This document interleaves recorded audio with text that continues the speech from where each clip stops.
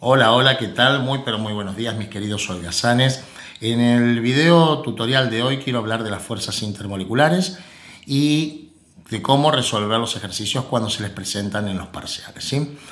Fíjense que al hablar de fuerzas intermoleculares, remarqué en el título moleculares, porque son fuerzas que intervienen entre las moléculas, ¿sí? En moléculas. Es muy importante remarcar esto, porque cuando nosotros trabajamos en los ejercicios compuestos iónicos, los compuestos iónicos no son moléculas, por lo tanto no vamos a hablar en los compuestos iónicos de fuerzas intermoleculares. Remarco esto porque es muy común en los ejercicios que aparezcan entre las moléculas aparezcan compuestos iónicos. Ahora cuando veamos los ejemplos les voy a explicar cómo tienen que trabajar en ese caso.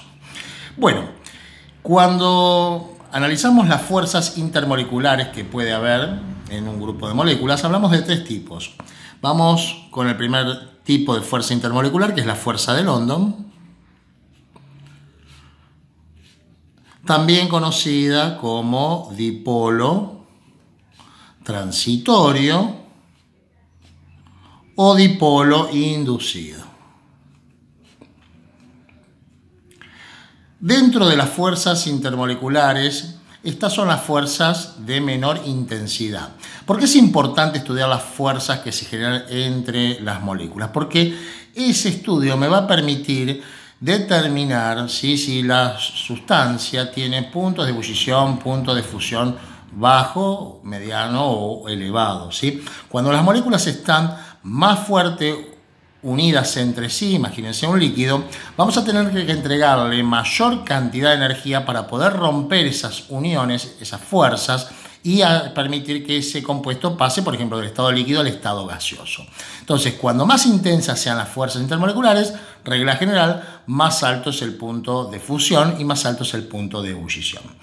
Dentro de las fuerzas de menor intensidad, son las fuerzas de London o dipolo transitorio o dipolo inducido. Estas fuerzas se dan en todas las moléculas, pero la regla es, para poder identificar si yo tengo dos moléculas que solamente presentan esta fuerza, cuál va a tener mayor punto de fusión o de ebullición. La regla general es la que tenga mayor peso molecular, ¿sí?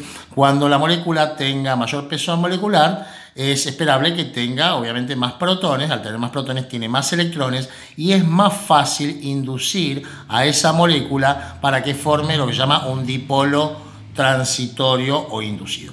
¿Qué es un dipolo? Primero, un dipolo es, ¿sí?, una molécula que presenta dos polos, ¿sí? Presenta una parte positiva y una parte negativa.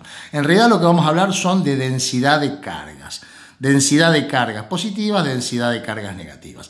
¿Cuándo ocurre esto en una molécula? Cuando las nubes electrónicas se inclinan más hacia un sector que a otro sector, ¿sí? Esto igualmente ya estuvo hablado en el video anterior, que es el video de TREPEP, ¿sí? Ese tienen que verlo, por supuesto, antes de ver este video. ¿Cuándo un dipolo es inducido? Vamos a dar un ejemplo, saliendo un poco de la química, ¿sí?, de un ejemplo de la física, ¿no? Yo tengo, imagínense, un péndulo con carga positiva y lo acerco, vamos a suponer, a una barra metálica, ¿sí?, donde están distribuidos en forma uniforme, ¿sí?, las cargas, los electrones. Cuando yo acerco esta carga positiva a una barra metálica, ¿qué es lo que voy a hacer? Voy a hacer que los electrones de esta barra vayan hasta la zona más cercana a la carga, quedando de este lado cargado positivamente. O sea, esto, ¿sí?, es lo que se conoce como inducción. Al acercar una carga positiva o una carga negativa, voy a hacer que esta barra quede inducida, o sea, los electrones se trasladen hacia un sector, quedando una parte negativa y una parte positiva. ¿Sí? Si hubiera acercado cargas negativas a una barra neutra, ¿sí?, ¿qué es lo que voy a hacer? Como los electrones se rechazan con los electrones se van a ir para esta zona, quedándome esta zona cargada positivamente. Con las moléculas pasa lo mismo, pero resulta ser que hay moléculas que son inducidas, pueden ser inducidas, ¿sí?, de manera transitoria, porque si yo me alejo esta carga, los electrones vuelven a su posición original, ¿sí? Bueno, con las moléculas pasa exactamente lo mismo. Nosotros tenemos moléculas que pueden ser inducidas y esos dipolos no van a ser permanentes, van a ser transitorios. Mientras persista la inducción, va a persistir la polaridad, ¿sí? Y bueno, dijimos, La intensidad de estas fuerzas es de las más débiles. Le sigue a esta fuerza, ¿sí?, el dipolo, dipolo, dipolo, dipolo, o lo que es lo mismo, dipolo permanente. ¿Sí? Y bueno, justamente, ¿qué moléculas presentan fuerzas intermoleculares dipolo-dipolo? Bueno, las moléculas polares. Por eso hay que saber TREPEP, porque mediante la teoría de TREPEP vamos a poder determinar la polaridad o no polaridad de las moléculas, ¿sí? Entonces, si la molécula es polar, ¿sí?, va a presentar estas fuerzas dipolo-dipolo que son mucho más intensas que las fuerzas de London, ¿sí?, que los dipolos transitorios. Y por último, la fuerza de mayor intensidad, ¿sí?, es la puente de hidrógeno, que es un caso particular también de dipolo-dipolo. Vamos a anotarlo, puente de hidrógeno. Bueno,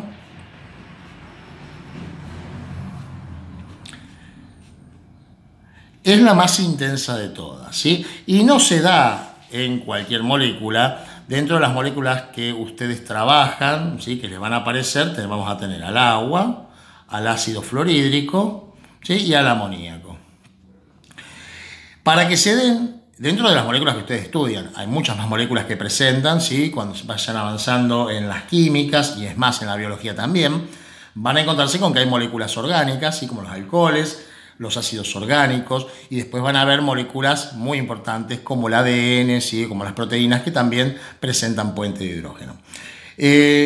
Bueno, como les decía, para ustedes lo que tienen que tener en claro son que estas tres moléculas presentan puente de hidrógeno. Para que se dé el puente de hidrógeno se tiene que dar que un átomo sea muy pequeño y muy electronegativo unido con el hidrógeno. Por eso es que solamente estas tres, a veces con el cloro también puede pasar, pero estas tres son las moléculas básicas, ¿sí?, que presentan puente de hidrógeno. El oxígeno, el flúor, el nitrógeno son átomos pequeños, muy electronegativos, unidos al hidrógeno, ¿sí? Entonces, si yo tengo que analizar y comparar los puntos de ebullición y de fusión de una sustancia, lo que tengo que analizar son estas tres fuerzas, ¿sí?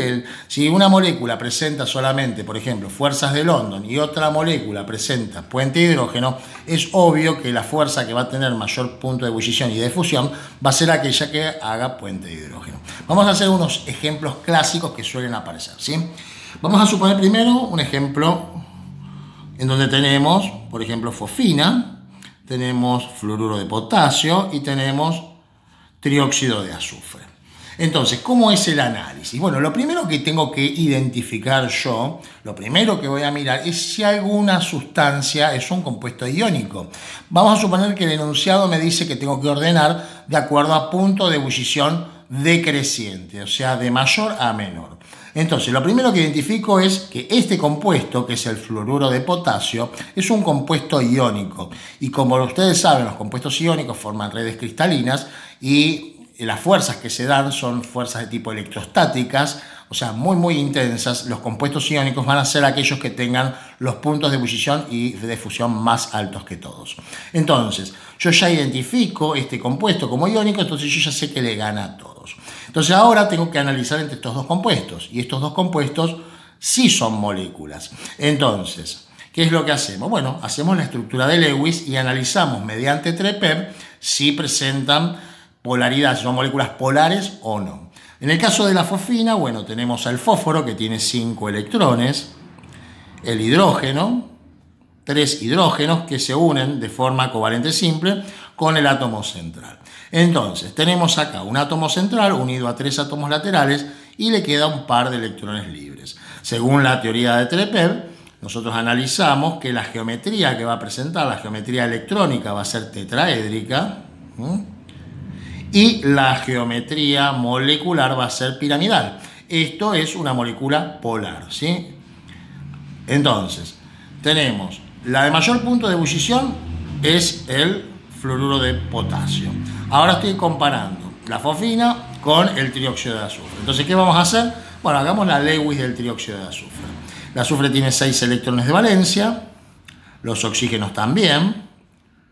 Fíjense que ahí con un oxígeno ahí ya completaron ambos el octeto, o sea que las otras dos uniones con los otros dos átomos de oxígeno tienen que ser covalentes dativas, ¿sí? Bien, entonces tenemos un átomo central unido a 3 átomos laterales. El átomo central no tiene electrones libres. La geometría electrónica y la geometría molecular que va a presentar en este caso va a ser triangular. Y obviamente esta molécula es no polar. Entonces, ¿qué puedo decir comparando la fosfina con el trióxido de azufre? Como la fosfina presenta puente de fuerzas de London, pero es polar y la fuerza dipolo-dipolo, ¿sí?, es más intensa que las fuerzas de London. Entonces, esta molécula, esta sustancia, va a tener un punto de ebullición y un punto de fusión más alto que el trióxido de azufre. Entonces, yo tengo que ordenar en forma decreciente. Voy a poner que el fluoruro de potasio tiene mayor punto de ebullición que la fosfina, y la fosfina a su vez mayor punto de ebullición que el trióxido de azufre, ¿sí? Y esa es la forma de analizarlo. Vamos con otros ejemplos. Bueno, supónganse que ustedes tienen que comparar las fuerzas intermoleculares para poder determinar cuál tiene mayor punto de ebullición, ¿sí? Vamos a poner el metano y vamos a poner el tetracloruro de carbono. Si nosotros hacemos la estructura de Lewis, en ambos casos presenta la misma geometría. Fíjense, tenemos el átomo central con 4 electrones de valencia, los hidrógenos 1, ahí completaron el octeto, y la geometría que va a presentar va a ser tetraédrica. Tanto la geometría electrónica como la geometría molecular. Entonces, esto es una molécula obviamente no polar.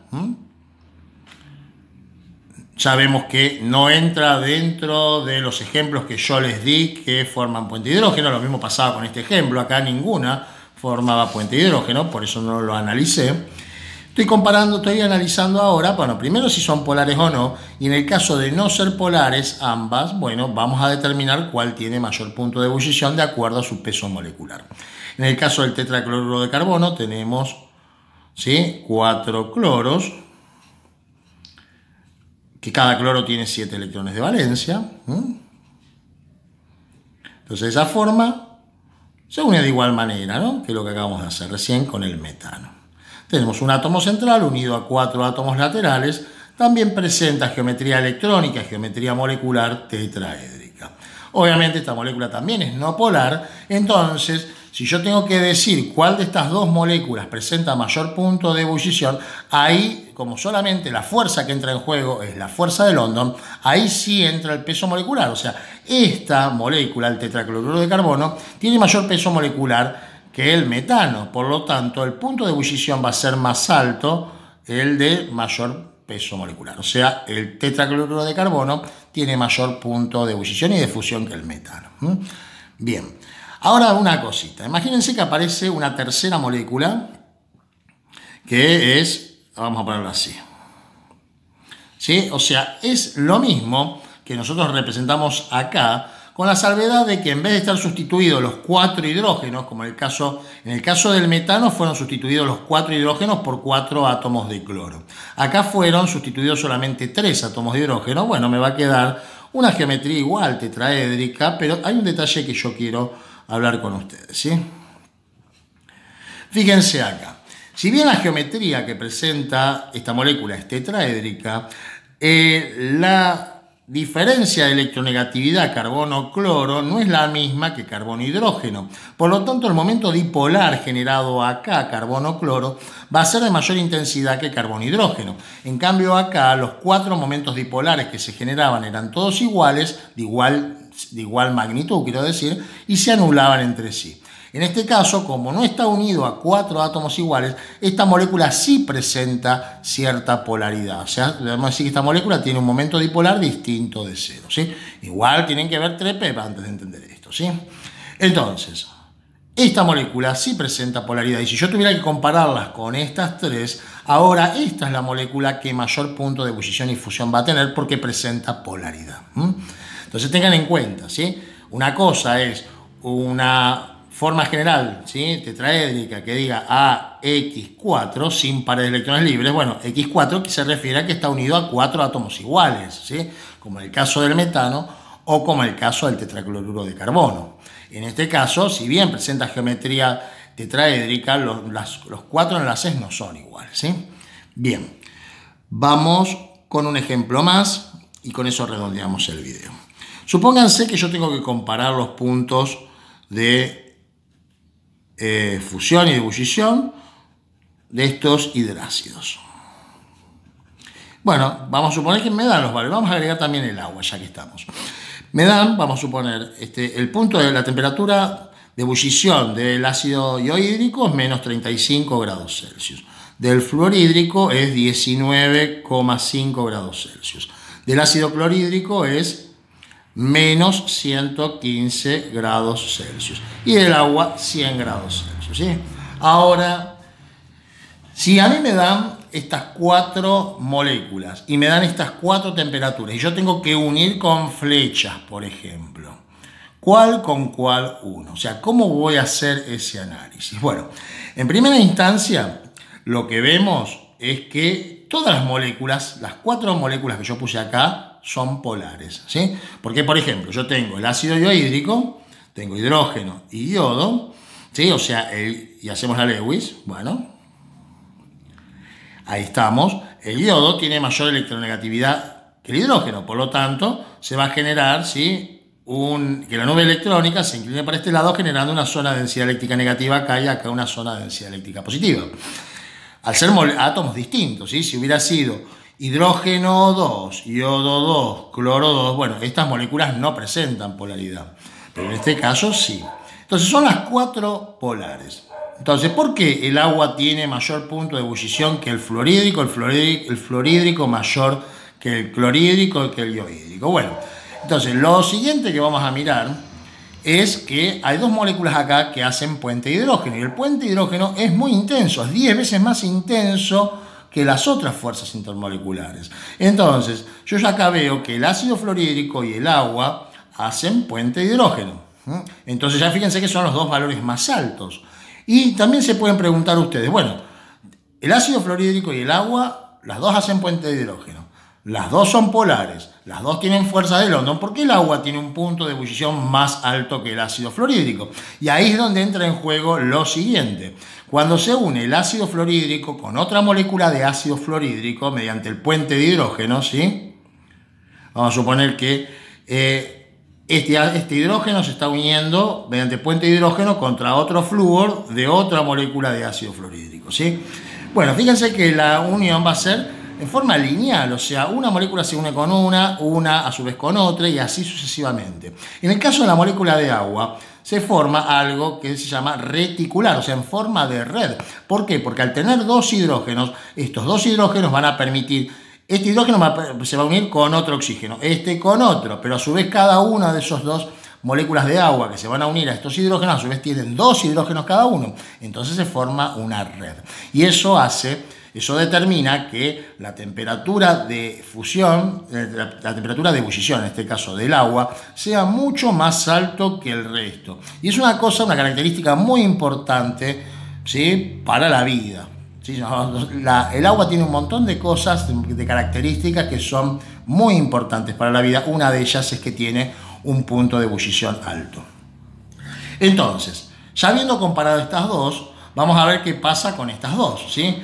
Si bien las dos que nos quedan son moléculas que presentan polaridad, fíjense que el iohídrico tiene, comparando con el clorhídrico, ¿no?, tiene un punto de una temperatura de ebullición más grande, más alta que el clorhídrico. ¿Por qué? Porque ahí entra en juego el peso molecular. El yodo, ¿sí?, tiene una R mucho más grande que el cloro. Entonces, de esa forma, si a mí me dan una lista de moléculas, yo podría asignarles a cada una su respectiva temperatura, ¿sí?, ya sea de ebullición o de fusión, para el caso es lo mismo. Así que bueno, chicos, de eso se trataba este video, que es algo que me había quedado medio colgado. Espero que les sirvan, analícenlo con detenimiento y practiquen con ejercicios de parciales. Van a ver cómo enseguida le van a ir agarrando la mano. Un saludo muy grande, nos vemos en el siguiente video. Chau, chau.